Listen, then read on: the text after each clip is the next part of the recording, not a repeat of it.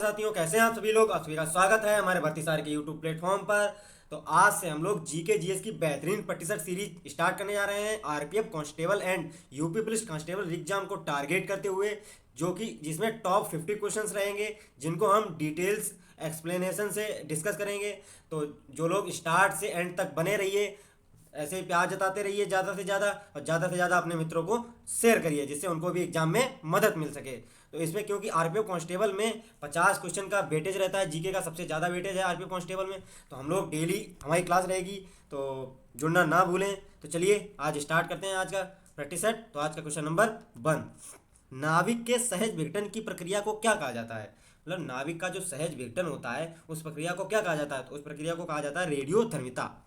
ठीक है, option number A इसका राइट आंसर हो जाएगा, रेडियोधर्मिता। ठीक है, परमाणु क्षय जब होता है, जब अस्थिर नाभिक एक अधिक अस्थिर अवस्था तक पहुंचने के लिए एक सहज परिवर्तन से गुजरता है, तो उसी को नाभिक सहज विघटन कहते हैं। ठीक है, नेक्स्ट चलते हैं हम लोग। क्वेश्चन नंबर 2, निम्नलिखित में से हीनयान बौद्ध धर्म की पवित्र भाषा कौन सी है। हीनयान बौद्ध धर्म की पवित्र भाषा कौन सी है। तो इसका राइट आंसर हो जाएगा ऑप्शन नंबर ए, पाली। जो पाली भाषा है वो हीनयान बौद्ध धर्म की पवित्र भाषा है। ठीक है, पाली जो थेरवाद बौद्ध धर्म से निकटता से जुड़ी एक भाषा है, जो मुख्य रूप से दक्षिण पूर्वी एशिया में प्रचलित है। ठीक है, नेक्स्ट चलते हैं हम लोग।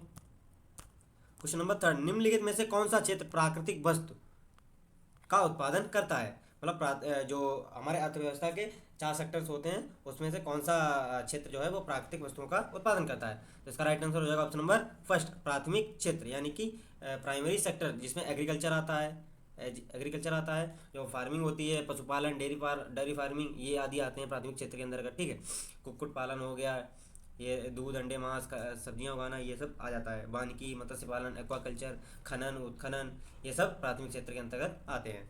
ठीक है, नेक्स्ट चलते हैं हम लोग। क्वेश्चन नंबर 4, संवैधानिक सुधारों पर श्वेत पत्र किसके द्वारा तैयार किया गया था। मतलब जो ब्रिटिश गवर्नमेंट थी उस समय की, वो संवैधानिक सुधारों पर श्वेत पत्र किसके द्वारा तैयार किया गया था। तो इसका राइट आंसर हो जाएगा option number B, Simon commission द्वारा। ठीक है, साइमन कमीशन जो था, इसी के द्वारा संवैधानिक सुधारों पर श्वेत पत्र प्रकाशित किया गया था। ठीक है, नेक्स्ट चलते हैं हम लोग। क्वेश्चन नंबर 5, किसी व्यक्ति का पूर्ण आनुवंशिक गठन किसे कहा जाता है। किसी व्यक्ति का पूर्ण आनुवंशिक गठन किसको कहा जाता है। तो इसका राइट आंसर हो जाएगा ऑप्शन नंबर 3, यानी कि जीनोटाइप, जीन प्रारूप को कहा जाता है। ठीक है, नेक्स्ट चलते हैं हम लोग। क्वेश्चन नंबर 6, 1928 में ब्रिटिश अधिकारी जॉन सैंडर्स की हत्या निम्नलिखित स्वतंत्रता सेनानियों में से कौन शामिल था। जॉन सैंडर्स की हत्या में कौन शामिल था। तो इसका राइट आंसर हो जाएगा option number D, Bhagat Singh. सरदार भगत सिंह ये शामिल थे जॉन सैंडर्स की हत्या में। ठीक है, जो कि 1928 में की थी। इनके साथ थे सहयोगी में शिवराम राजगुरु और सुखदेव थापर के साथ ब्रिटिश शासन के विरोध में लाहौर ब्रिटिश भारत में हत्या की योजना बनाई गई थी, उसे अंजाम भी दिया गया था। ठीक है, भगत सिंह का जन्म जो हुआ था 28 सितंबर 1907 को वर्तमान के पाकिस्तान के छोटे से शहर बंगा में हुआ था। ठीक है, नेक्स्ट चलते हैं हम लोग। क्वेश्चन नंबर 7, निम्नलिखित में से कौन सा खेल स्पोर्ट ओलंपिक में ग्रीष्मकालीन खेल है। तो इसका राइट आंसर हो जाएगा ऑप्शन नंबर डी, तलवारबाजी। ठीक है, नेक्स्ट चलते हैं हम लोग। निम्नलिखित में से किस खेल स्पोर्ट में भारत 1928 में गोल्ड मेडल जीता था। गोल्ड मेडल जीता था। ठीक है, तो इसका राइट आंसर हो जाएगा option number D, hockey. Hockey में 1928 में भारत ने गोल्ड मेडल जीता। ठीक है, 1928 से 1956 तक ओलंपिक में फील्ड हॉकी के खेल में स्वर्ण पदक जीते हैं। मतलब 1928 से लेकर 1956 तक लगातार जो 4 साल के बाद ओलंपिक होता है, उसमें लगातार भारत ने स्वर्ण पदक जीता है। ठीक है, उस युग के दौरान फील्ड हॉकी में भारत का प्रभुत्व देश के ओलंपिक इतिहास का सबसे महत्वपूर्ण हिस्सा रहा था। ठीक है, नेक्स्ट चलते हैं हम लोग। क्वेश्चन नंबर 9, भारत का संवैधानिक बजट को रूप में संदर्भित करता है। मतलब भारत के संवैधानिक बजट को रूप में संदर्भित कौन करता है। तो इसका राइट आंसर हो जाएगा ऑप्शन नंबर बी, वार्षिक वित्तीय विवरण, जो बजट होता है। ठीक है, फाइनेंशियल विवरण जो होता है। ठीक है, नेक्स्ट चलते हैं हम लोग। क्वेश्चन नंबर 10, भारतीय संविधान की कौन सी अनुसूची एंटी डिफेक्शन लॉ, दल बदल कानून से संबंधित थी। मतलब दल बदलू कानून से संबंधित थी। तो इसका राइट आंसर हो जाएगा ऑप्शन नंबर बी, 10वीं अनुसूची जो थी वो दल बदल कानून से संबंधित थी। ठीक है। तो इसका राइट आंसर हो जाएगा ऑप्शन नंबर बी, दल बदल कानून। दल बदल जो कानून आया था 1985 में, 1985 में 52वें संविधान संशोधन द्वारा ये 10वीं अनुसूची भारतीय संविधान में जोड़ी गई थी, ठीक है, 10वीं अनुसूची। नेक्स्ट चलते हैं हम लोग। क्वेश्चन नंबर 11, मुख्य चुनाव आयुक्त नियुक्त किया जाता है किसके द्वारा? मुख्य चीफ इलेक्शन जो कमिश्नर होता है वो किसके द्वारा नियुक्त किया जाता है? तो इसका राइट आंसर हो जाएगा ऑप्शन नंबर बी, राष्ट्रपति द्वारा। राष्ट्रपति द्वारा ही मुख्य चुनाव आयुक्त नियुक्त किया जाता है। वर्तमान में राजीव कुमार जी हमारे मुख्य चुनाव आयुक्त हैं, राजीव कुमार, ठीक है, चीफ इलेक्शन कमिश्नर। नेक्स्ट चलते हैं हम लोग। क्वेश्चन नंबर 12, गांधी जी ने करो या मरो का आह्वान निम्नलिखित में से किस आंदोलन में किया था? तो इसका राइट आंसर हो जाएगा ऑप्शन नंबर बी, भारत छोड़ो आंदोलन के समय गांधी जी ने करो या मरो का नारा दिया था, ठीक है, जो कि 8 अगस्त 1942 को बम्बई में एकत्रित हुई थी कमेटी, उसी के समय किया था ये, 1942 में गांधी जी ने करो या मरो का नारा दिया था, ठीक है। नेक्स्ट चलते हैं हम लोग। क्वेश्चन नंबर 13, निम्नलिखित में से कौन सा क्षेत्र भूस्खलन उच्च भेद्यता क्षेत्र है? तो इसका राइट आंसर हो जाएगा ऑप्शन नंबर सी, पूर्वी तटीय मैदान जो है, पूर्वी तटीय मैदान जो है वो भूस्खलन उच्च भेद्यता क्षेत्र पे आता है, ठीक है, जहाँ भूकंप अधिकतर आते रहते हैं। नेक्स्ट चलते हैं हम लोग।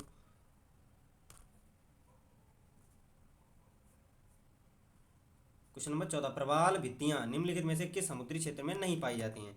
तो इसका राइट आंसर हो जाएगा option number D, Sundarban. Sundarban में प्रवाल भित्तियां नहीं पाती, जैसे कच्छ की खाड़ी यहाँ भी पाई जाती है, पाक की खाड़ी यहाँ भी पाई जाती हैं, मन्नार की खाड़ी यहाँ भी प्रवाल भित्तियां पाई जाती हैं, कोरल रीफ जो कहते हैं, कोरल रीफ, ठीक है। नेक्स्ट चलते हैं हम लोग।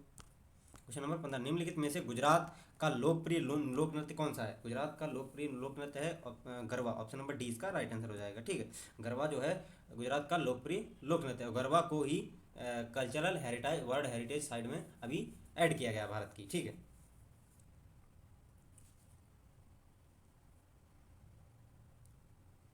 चलते हैं नेक्स्ट चलते हैं हम लोग। क्वेश्चन नंबर 16, निम्नलिखित में से कौन सा पदार्थ खट्टे स्वाद का होता है तथा नीले लिटमस को लाल रंग में परिवर्तित कर देता है?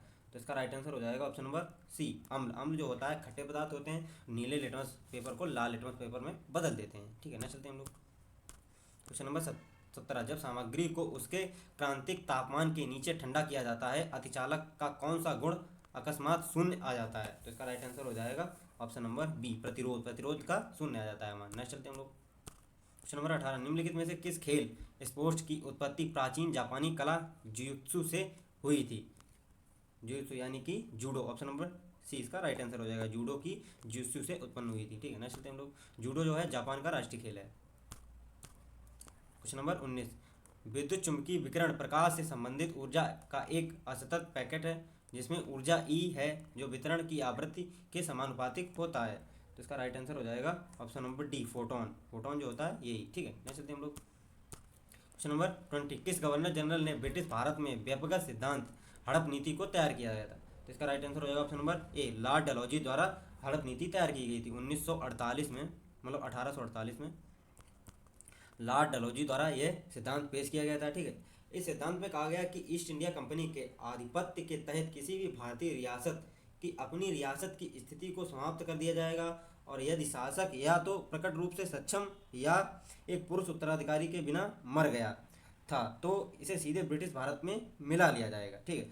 इस सिद्धांत का इस्तेमाल डलहौजी ने सबसे पहले सतारा पे किया था, सतारा, फिर जैतपुर, संबलपुर, बघाट, छोटा उदयपुर, झांसी, नागपुर, कई, ठीक है। इस सिद्धांत की विवादग्रस्त नीति थी और यह 1857 के भारतीय विद्रोह में योगदान में कारक था, ठीक है। यहाँ चलते हैं हम लोग।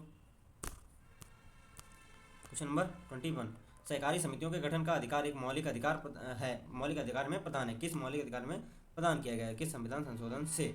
तो इसका राइट आंसर हो जाएगा ऑप्शन नंबर सी, 97वें संशोधन अधिनियम 2011 द्वारा इसको प्रदान किया गया था मौलिक अधिकार, ठीक है। ना चलते हैं हम लोग। क्वेश्चन नंबर 22, निम्नलिखित में से कौन सा सर्वाधिक विद्युत ऋणात्मक इलेक्ट्रोनेगेटिव तत्व है?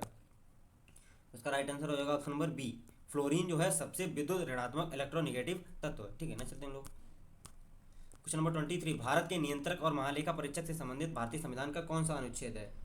तो इसका राइट आंसर हो जाएगा ऑप्शन नंबर सी, 148 148 अनुच्छेद में कैग के बारे में दिया गया, CAG यानी कि भारत के नियंत्रक एवं महालेखा परीक्षक 148 से 151 तक इनके बारे में दिया गया है, ठीक है। जैसे 148 में इनका कार्यकाल की स्थापना दी गई है। 149 में सीएजी के कर्तव्यों की शक्तियों का परिभाषा दी गई है। 150 में कहा गया है कि संघ और राज्यों के खातों को सीएजी की सलाह पर राष्ट्रपति द्वारा निर्धारित प्रपत्र में रखा जाएगा, ठीक है।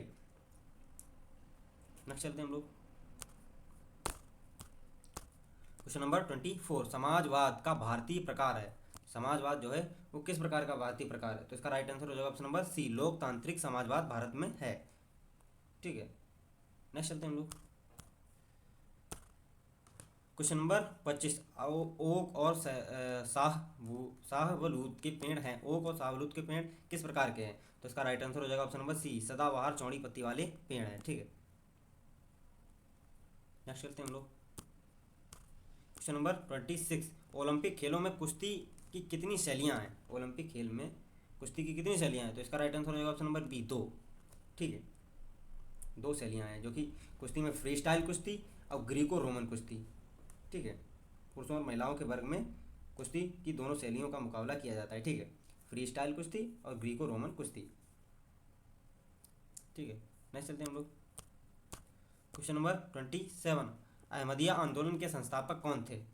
तो अहमदिया आंदोलन के संस्थापक थे option number C, Mirza Ghulam Ahmad, ठीक है। ये अहमदिया आंदोलन के संस्थापक थे जो कि 1889 में अहमदिया आंदोलन की शुरुआत की थी। आंदोलन चरित्र में सुधारवादी था। यह इस्लाम में उदारवाद लाने की कोशिश करता था, ठीक है। नेक्स्ट चलते हैं हम लोग। क्वेश्चन नंबर 28, पुर्तगाली प्रथम बार भारत में कहाँ पहुँचे थे?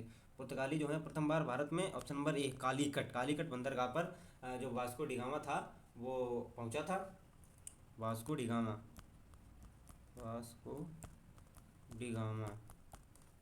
1498 में ये भारत के कालीकट बंदरगाह जो कि वर्तमान केरल राज्य में है वहाँ पर पहुँचा था, केरल में है, वहाँ पर पहुँचा था। और इसका स्वागत किया था राजा जमोरिन ने, राजा जमोरिन, इन्होंने इसका स्वागत किया था, ठीक है। नेक्स्ट चलते हैं हम लोग। क्वेश्चन नंबर 29, कौन सी प्रत्यावर्ती धारा अल्टरनेटिव करंट उपकरण को दिष्ट धारा में परिवर्तित करता है? तो इसका राइट आंसर हो जाएगा ऑप्शन नंबर बी, रेक्टिफायर। जो दिष्टकारी होता है रेक्टिफायर, ये प्रत्यावर्ती धारा को दिष्ट धारा में परिवर्तित करता है, ठीक है। इन्वर्टर होता है जो डीसी को एसी में परिवर्तित करता है। नेक्स्ट चलते हैं हम लोग। क्वेश्चन नंबर 30, भारतीय संविधान में उल्लिखित शब्द भातृत्व से क्या आशय है? भातृत्व से क्या आशय है? तो इसका राइट आंसर हो जाएगा ऑप्शन नंबर ए, भाईचारे की भावना। भातृत्व से आशय है भाईचारे की भावना। भारतीय प्रस्तावना में भातृत्व शब्द दिया गया है, ठीक है। मतलब संविधान एकल नागरिकता की व्यवस्था द्वारा भातृत्व की इस भावना को बढ़ावा देता है। 51A कहता है कि यह भारत के प्रत्येक नागरिक का कर्तव्य होगा कि वह भारत के सभी लोगों के मध्य धार्मिक, भाषा, विज्ञान, क्षेत्रीय अनुभागीय विविधताओं के मध्य सद्भाव और सामान्य भाईचारे की भावना को बढ़ावा दे, ठीक है। नेक्स्ट चलते हैं हम लोग। क्वेश्चन नंबर 31, किस वर्ष वायसराय कर्जन ने बंगाल विभाजन की घोषणा की थी? तो इसका राइट आंसर हो जाएगा ऑप्शन नंबर सी, 1905 में बंगाल विभाजन की घोषणा की लॉर्ड कर्जन द्वारा, ठीक है। आदेश दिया गया था। बंगाल विभाजन 1905 में किया गया था और इसका विभाजन भारत में ब्रिटिश वायसराय लॉर्ड कर्जन द्वारा किया गया था, ठीक है। नेक्स्ट चलते हैं हम लोग। क्वेश्चन नंबर 32, गर्मियों में उच्च चारागाह और सर्दियों में निचली घाटियों के बीच पशुओं की मौसमी हलचल को क्या कहा जाता है? तो इसका राइट आंसर हो जाएगा ऑप्शन नंबर बी, ट्रांसह्यूमस इसको कहा जाता है। ट्रांसह्यूमस एक प्रकार का देहाती खानाबदोश है, ठीक है। यह नियत ग्रीष्म और शीत चारागाहों के मध्य पशुधन का मौसमी संचलन है। दूसरे शब्दों में कहें तो नए चारागाहों की तलाश में लोगों का मौसमी संचलन, मतलब इधर से उधर मूवमेंट जो होता है उसी को कहते हैं, ठीक है। नेक्स्ट चलते हैं हम लोग। क्वेश्चन नंबर 33, निम्नलिखित में से कौन सा धूमकेतु प्रत्येक 76 वर्षों में एक बार पृथ्वी के निकट आता है? प्रत्येक 76 वर्षों में कौन सा धूमकेतु एक बार निकट आता है? तो इसका राइट आंसर हो जाएगा ऑप्शन नंबर ए, हैली धूमकेतु जो है प्रत्येक 76 वर्षों में पृथ्वी के निकट आता है, ठीक है। नेक्स्ट चलते हैं हम लोग। क्वेश्चन नंबर 34, राष्ट्रीय प्रतिदर्श सर्वेक्षण कार्यालय NSSO के अधीन एक कार्यालय है। तो इसका राइट आंसर हो जाएगा ऑप्शन नंबर 3, सांख्यिकी और कार्यक्रम कार्यान्वयन कार्यालय। ये एक NSSO के अंतर्गत ही कार्य करता है। ठीक है, यह भारत में सामाजिक आर्थिक सर्वेक्षण करने वाली सबसे बड़ी संस्था है। ठीक है, नेक्स्ट चलते हैं हम लोग। क्वेश्चन नंबर 35, निम्नलिखित में से किस झील को एकमात्र तैरती झील के रूप में भी जाना जाता है? तो इसका राइट आंसर हो जाएगा ऑप्शन नंबर बी, लोकटक झील जो है, जो मणिपुर में स्थित है, मणिपुर में स्थित है लोकटक झील। और ये जो है तैरती झील, इसको किस किस लिए कहा जाता है? ये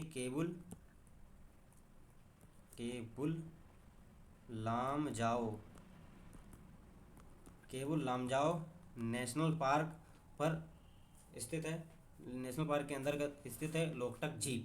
ठीक है, जो कि एक तैरती हुई, विश्व की एकमात्र तैरता हुआ राष्ट्रीय उद्यान भी है और ये झील भी है। ठीक है, नेक्स्ट चलते हैं हम लोग। क्वेश्चन नंबर 36, निम्नलिखित में से कौन सा 7 वर्ष और उससे अधिक आयु वर्ग साक्षर जनसंख्या के अनुपात में को मापता है? तो इसका राइट आंसर हो जाएगा ऑप्शन नंबर ए, साक्षरता दर जो है मापी जाती है 7 वर्ष या 7 वर्ष से ऊपर के जो साक्षर लोग हैं उनके लिए साक्षरता दर मापी जाती है। ठीक है, नेक्स्ट चलते हैं हम लोग।